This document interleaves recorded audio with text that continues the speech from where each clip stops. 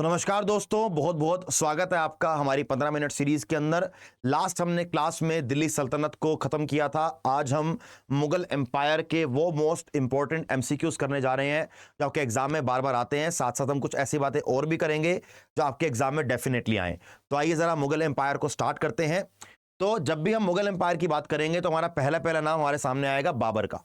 First battle of Panipat 1526, Babur ने इब्राहिम लोदी को हराया। इब्राहिम लोदी को हराकर दिल्ली सल्तनत का एंड किया और दिल्ली सल्तनत का एंड करने के बाद मुगल एम्पायर को भारत में स्टार्ट किया गया। वैसे तो जब बाबर दिल्ली सल्तनत को हराने के लिए दिल्ली आ रहे थे, भारत में आ रहे थे, तो उनका जो पुराना सफर था, जब वो काबुल में थे तो उन्हें काफी ज्यादा जीत देखने को नहीं मिली थी, काफी सक्सेसफुल नहीं रहे थे। लेकिन जब दिल्ली में आए तो क्या पता था कि आगे आपके लिए किस्मत क्या लेकर बैठी है। आप इतने बड़े साम्राज्य की शुरुआत करने वाले हो। तो बाबर जब दिल्ली आते हैं तो उन्होंने काफी करज दिखाकर इब्राहिम लोदी के अगेंस्ट बैटल अनाउंस करी, बैटल लड़े और काफी मेहनत के बाद, काफी समझदारी के बाद, सिस्टम करने के बाद उन्होंने 1526 में फर्स्ट बैटल ऑफ पानीपत के अंदर बाबर ने इब्राहिम लोदी को हरा दिया। इब्राहिम लोदी को हराने के बाद लोदी डायनेस्टी का अंत हुआ और लोदी डायनेस्टी के साथ साथ दिल्ली सल्तनत का अंत हुआ। तो जब भी हम यहां पर बात करेंगे हमारे सामने मुगल एम्पायर की, मुगल सल्तनत की, मुगल एम्पायर की, तो बाबर सबसे पहले आप ऐसा कह सकते हैं कि Babur was the founder of Mughal empire 1526 से लेकर 1530। उसके बाद बाबर के बेटे हुमायूं ने 1530 से लेकर 1540 तक काम किया। लेकिन उसके बाद जो 15 साल इसके आगे के रहे, 15 साल मुगल एम्पायर के शासक को हराकर सूर डायनेस्टी, शेर शाह सूरी ने हुमायूं को हराया और 15 साल दिल्ली पर राज किया। ठीक है, तो फर्स्ट रूलर मुगल एम्पायर के, सेकंड रूलर मुगल एम्पायर के हुमायूं, फिर दोबारा शेर शाह सूरी के बाद हुमायूं का नंबर आया, लेकिन केवल 1 साल के लिए। 1 साल उन्होंने शासन किया। उसके बाद आते हैं third ruler of Mughal empire Akbar, and he is most famous शासक या most famous emperor of Mughal empire. Akbar का नाम आपको हर जगह देखने को मिलेगा। आप इंडिया के अलग अलग जगह पर जाओ, आपको अकबर रोड, अकबर ये, अकबर वो, काफी चीजें मिल जाती हैं। एनसीईआरटी वगैरह में तो काफी अच्छे से लिखा भी हुआ है कि भैया कि अकबर एडमिनिस्ट्रेशन में इतने अच्छे थे, सबको साथ लेके चलते थे। मतलब आई एम नॉट श्योर कि ये सब सच है कि नहीं है, मतलब मैं तो नहीं मानता यार कि सच होगा ये सब, बाकी लेकिन भगवान जाने, है ना। चलिए, तो अकबर ने 1556 से लेकर 1605 तक काफी लंबे समय तक काम किया। फिर जहांगीर आए, फिर शाहजहां, फिर औरंगजेब। औरंगजेब को हमने देखा है कि आलमगीर कहा गया। और अगर मुगल एम्पायर को सबसे बड़ा, सबसे ज्यादा जिसने फैलाया, एक्सटेंड किया, उनका नाम औरंगजेब ही है। औरंगजेब के बाद एक दिक्कत जो मुझे नजर आती है वो ये है कि मुगल एम्पायर का डिक्लाइन होना चालू हुआ। इनके बाद कोई भी शासक ऐसा नहीं दिखेगा आपको जिसने कोई बहुत बड़ा काम किया हो या बहुत बड़ा नाम किया हो, चाहे वो फर्रुखसियार का फरमान, it's just textbook question, that's it, और कुछ नहीं है उसके अंदर। इसके बाद जो नाम आप पढ़ोगे, आधे से नाम आपने सुने भी नहीं होंगे, आपको याद भी नहीं होंगे। लेकिन एक नाम, बहादुर शाह सेकंड या Bahadur Shah Zafar.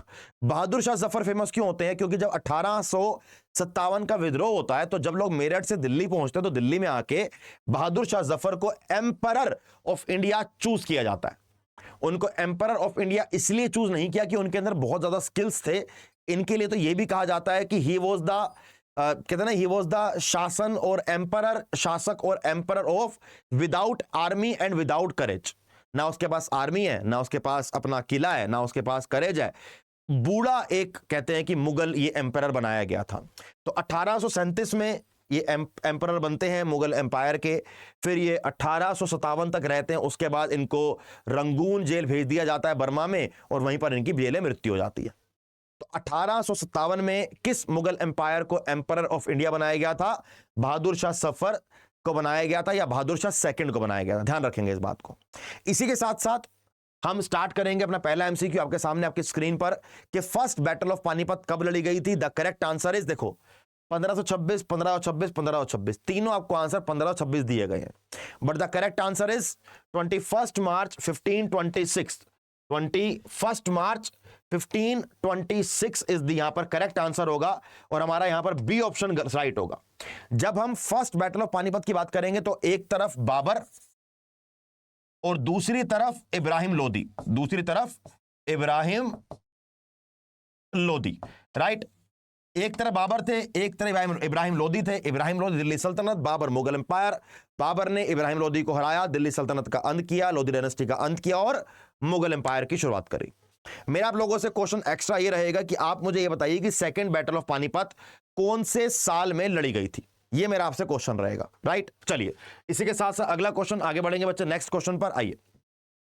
Who among the following Mughal king had sent Raja Ram Mohan Roy to his envoy to London? राजा राम मोहन रॉय को राजा का टाइटल किसने दिया, उसका भी आंसर सेम है। और राजा राम मोहन रॉय को एज अ डिप्लोमेट एनवॉय बना के लंदन किसने भेजा, उसका भी आंसर सेम है। तो राजा राम मोहन रॉय का जो टाइटल है वो टाइटल दिया गया था अकबर दी सेकंड के द्वारा। ध्यान रखेंगे इस बात को, इसका राइट आंसर अकबर नहीं है। अगर ऑप्शन के अंदर ये लिखा हुआ आ जाए शाह आलम सेकंड, आलमगीर सेकंड, अकबर और अकबर सेकंड, आप अकबर लगाकर नहीं आएंगे, आप अकबर सेकंड लगाकर आएंगे। वाई? देखो भैया, अकबर के समय तो कोई अंग्रेज भारत में आया ही नहीं था, तो कोई अपना एनवॉय डिप्लोमेट क्यों भेजेगा बाहर। अकबर सेकंड के समय ये सब चीजें स्टार्ट हुई थी, इसलिए अकबर सेकंड ने राजा राम मोहन रॉय को डिप्लोमेट अपना एनवॉय बना के बाहर भेजा था। अब राजा राम मोहन रॉय को राजा का टाइटल अकबर सेकंड ने दिया। राजा राम मोहन रॉय अपने आप में एक चतुर इंसान थे, समझदार इंसान थे। उन्होंने ब्रह्मो समाज की स्थापना भी करी, उन्होंने विडो रीमैरिज के लिए, सती प्रथा के लिए भी काफी सारी मेहनत करी। तो definitely the correct answer of second question is option number C, right. चलिए नेक्स्ट क्वेश्चन, आइए बच्चे अगले क्वेश्चन बढ़ेंगे आगे। Which of the following battle is considered as most decisive battle then battle of Panipat? Battle of Panipat 1526 Babur ने लोदी को हराया, लेकिन इसके बाद 1527 के अंदर एक बैटल और हुई। ऐसा कहा जाता है कि बैटल ऑफ पानीपत से भी ज्यादा इंपॉर्टेंट थी। उस बैटल का नाम था battle of Khanwa. Battle of Khanwa 1527 के अंदर लड़ी जाती है। Battle of Khanwa was fought between Rana Sanga and Babur. तो 1527 में बैटल ऑफ खानवा काफी बड़ी एक डिसाइसिव बैटल साबित होती है, जिसे बैटल ऑफ पानीपत से भी ऊपर का दर्जा दिया गया। ध्यान रखेंगे इस बात को। तो 1526 battle of Panipat, 1527 battle of Khanwa, 1528 battle of Chanderi between Medini Rai and Babar Malwa प्लेटू के लिए, राइट। चलिए अगला क्वेश्चन, आइए बच्चे। द इबादत खाना और the house of worship meeting house was built by which of the Mughal king? देखो, इबादत खाने के नाम पे आपको समझ आ रहा होगा कि ये उन लोगों ने बनाया होगा जो अल्लाह की इबादत करते हैं। भाई देखो, अपने भगवान की इबादत सब लोग करेंगे, हम जैसे हम लोग प्रेयर करते हैं, मुस्लिम लोग भी अल्लाह की इबादत करते हैं। तो अकबर ने इबादत खाना बनाया था, और अकबर के इबादत खाना बनाने का ऑब्जेक्टिव कुछ और था। अकबर ने बोला कि इबादत खाना बनाएंगे, अलग अलग कम्युनिटी के अलग अलग धर्म के लोगों को, उनके जो स्पिरिचुअल लीडर है, धार्मिक जो उनके लीडर्स हैं, उनको बुलाएंगे और उनके धर्म के बारे में बात करी जाएगी। बेसिकली इबादत खाना के अंदर सबको बुलाते थे अकबर, और डिस्कशन करते थे, रिलीजियस डिस्कशन करते थे, एडमिनिस्ट्रेशन को बेटर करने के लिए और सुचारू रूप से अपने साम्राज्य को चलाने के लिए, राइट। चलिए, तो आप यहां पर देख सकते हो कि यहां पर बीच में अकबर बैठे हैं और सारे लीडर बैठे, स्पिरिचुअल लीडर बैठे हैं यहां पर। तो यहां पर लिखा है इबादत खाना 1575 में मुगल सम्राट अकबर के द्वारा फतेहपुर सीकरी में विभिन्न धार्मिक आधारों के आध्यात्मिक नेताओं को इकट्ठा करने के लिए बनाया गया, ताकि संबंधित धार्मिक शिक्षाओं पर चर्चा की जा सके। अकबर चाहते थे ज्यादा से ज्यादा पढ़ना, ज्यादा से ज्यादा समझना। चलिए अगला question, what was the main reason for Babur victory in the battle of Panipat? Babur की विक्ट्री क्यों हुई बैटल ऑफ पानीपत में? बाबर तो पहले हार कर आए थे, तो बाबर ने एक तकनीक सीखी थी, उस तकनीक का नाम था तुलुगामा सिस्टम। क्या था बच्चे? तुलुगामा प्रणाली। तुलुगामा प्रणाली के अंदर क्या होता है? तुलुगामा सिस्टम के अंदर अपने आप दुश्मन को, एनिमी को फ्रंट से, लेफ्ट से और राइट से, तीनों जगह से ऐसे घेर लेते हो। तो बाबर ने क्या की? बाबर ने क्या करता था? बाबर ने पहले एक सेम सामने बिल्कुल फ्रंट पर एक टुकड़ी लगाई, एक लेफ्ट पर टुकड़ी लगाई, एक राइट पर टुकड़ी लगाई, और खुद खड़ा हुआ वो फ्रंट वाली टुकड़ी के पीछे।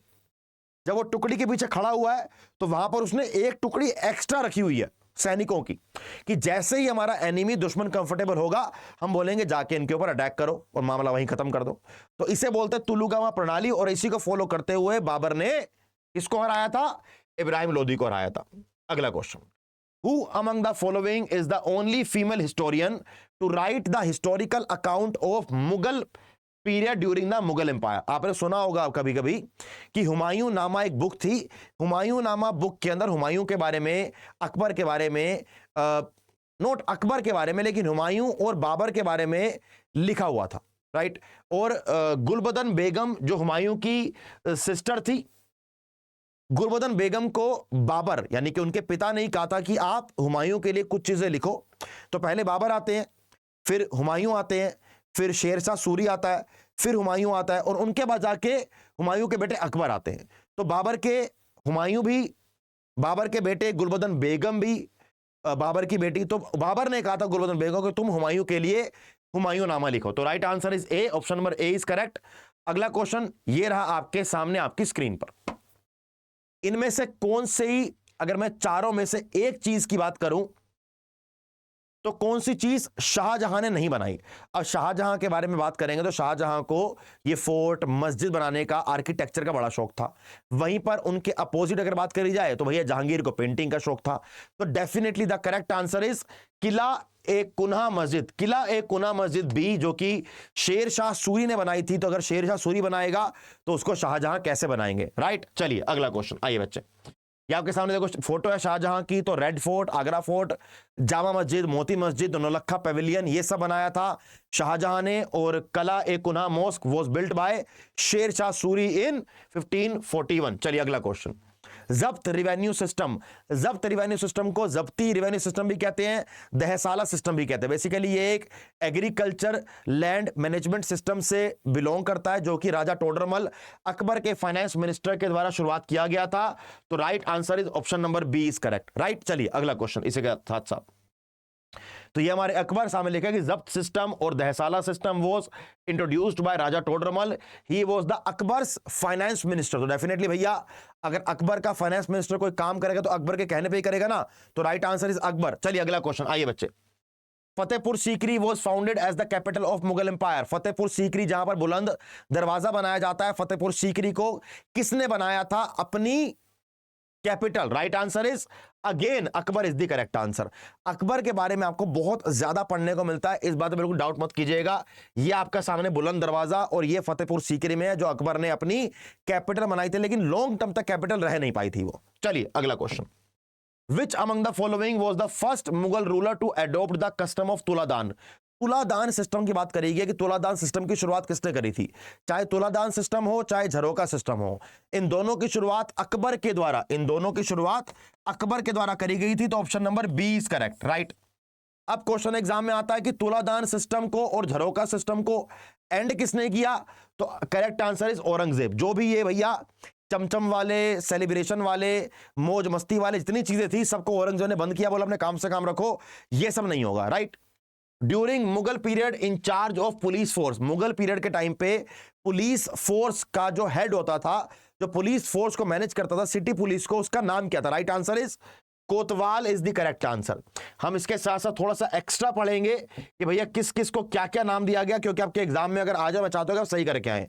ये कैटेगरी है, ये उनका डिपार्टमेंट है। राइट, अगर हम कैटेगरी की बात करें तो दीवाने वजरत यानी कि रेवेन्यू एंड फाइनेंस के लिए, दीवाने अर्ज यानी कि मिलिट्री के लिए, दीवाने रसल्लत मुहत्सिब फॉरेन अफेयर्स के लिए, दीवाने इंशा कस्टोडियन ऑफ गवर्नमेंट पेपर के लिए, दीवाने काजा जुडिशियल के लिए, दीवाने buried intelligence department, Diwane Saman in charge of royal house hold.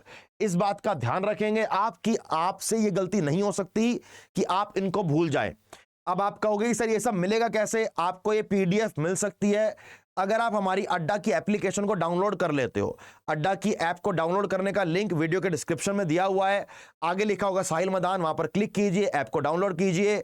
मेरे ग्रुप जीएस बाय साहिल मदान में आप ज्वाइन कीजिए, आपको सारी की सारी 15 मिनट की वीडियोस वहां पर मिल जाएंगी। राइट, चलिए इसी के साथ साथ अगर आप कोई और टॉपिक चाहते हो 15 मिनट के अंदर तो कमेंट कर सकते हो कि सर ये वाला टॉपिक करवा दो, मैं आपके लिए वो भी करवा दूंगा। अगला क्वेश्चन, आइए बच्चे नेक्स्ट।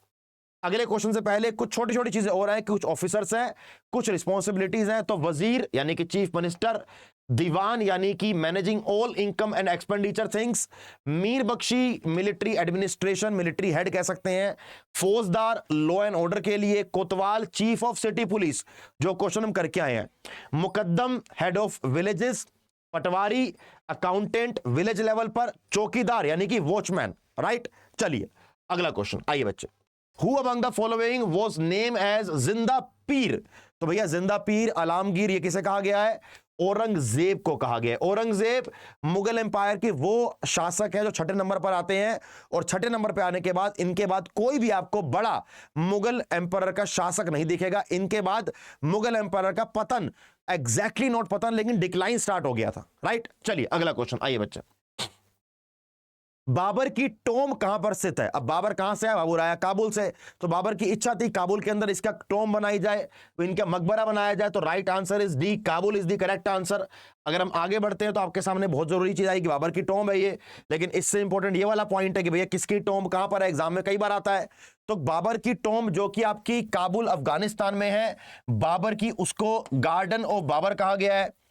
न्यू दिल्ली में हुमायूं की टोम, उसको हुमायूं टोम कहा गया है। अकबर की टोम, जो अकबर है भैया डेफिनेटली वो सिकंदरा में यूपी के अंदर है। जहांगीर की टोम, जिसे टोम ऑफ जहांगीर कहा गया है, लाहौर पाकिस्तान में है।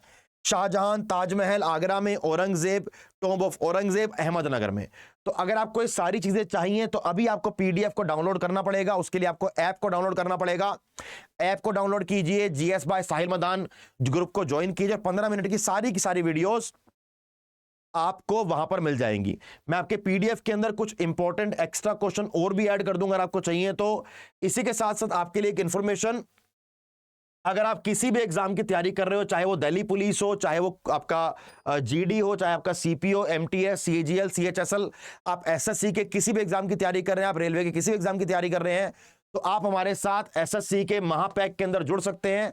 एसएससी के महापैक में जुड़ने का अभी फायदा क्या है, अभी आपका दो चीज चल रही है। अभी आपकी 80% की डिस्काउंट चल रहा है, साथ साथ आपकी डबल वैलिडिटी चल रही है। तो जिन बच्चों को डबल वैलिडिटी का वेट रहता है बच्चे, आपके लिए सुनहरा मौका है कि आप एक साथ एसएससी के सारे एग्जाम्स की तैयारी करेंगे, जहां पर आपको live classes, recorded classes, test series, doubt class, notes, e books सब कुछ मिल जाता है। अगर आप ग्रेजुएशन लेवल के एग्जाम की तैयारी कर रहे हैं तो भी आपके इसके अंदर हो जाएगी। अगर आप 10th लेवल की कर रहे हैं, एमटीएस जीडी कर रहे हैं तो भी इसके अंदर हो जाएगी। अगर आप स्टेनोग्राफर, आप सीएचएसएल की तैयारी कर रहे हैं तो भी आपके इसके अंदर हो जाएगी।